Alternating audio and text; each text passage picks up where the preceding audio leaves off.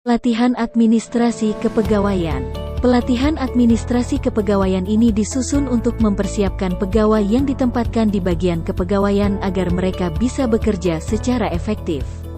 Salah satu aktivitas penting perusahaan atau lembaga adalah melaksanakan fungsi pengelolaan pegawai melalui sistem administrasi yang telah ditetapkan.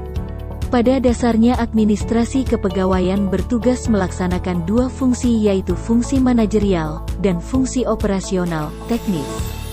Fungsi manajerial lebih banyak terkait dengan kegiatan berpikir atau kegiatan mental yang meliputi perencanaan, pengorganisasian, pengarahan, dan pengendalian pegawai. Pada fungsi operasional, teknis, kegiatannya banyak terkait dengan hal-hal fisik seperti pengadaan, pengembangan, kompensasi, integrasi, pemeliharaan, dan pengelolaan pensiun pegawai. Pengelolaan pegawai yang disebut dengan administrasi kepersonaliaan, kegiatannya dimulai sejak seseorang masuk diterima sebagai karyawan.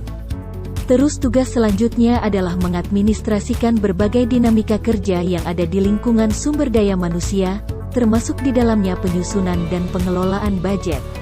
Akhirnya tugasnya berkait dengan pemberhentian karyawan sesuai dengan peraturan perundangan yang berlaku di negara kita.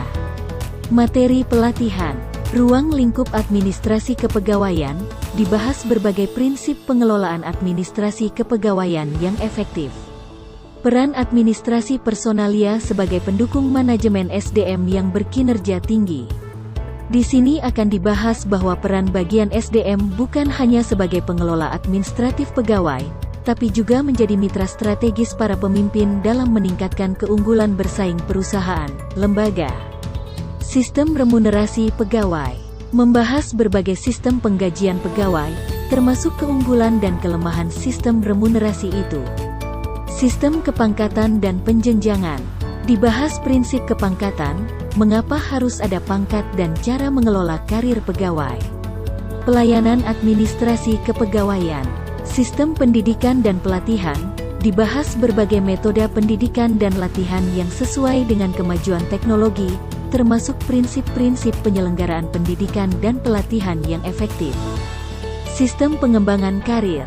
Dibahas berbagai teori dan best practices pengelolaan karir yang bisa dijadikan acuan peserta ketika mereka harus ikut dalam tim penyusunan jenjang karir. Teknik pengelolaan database.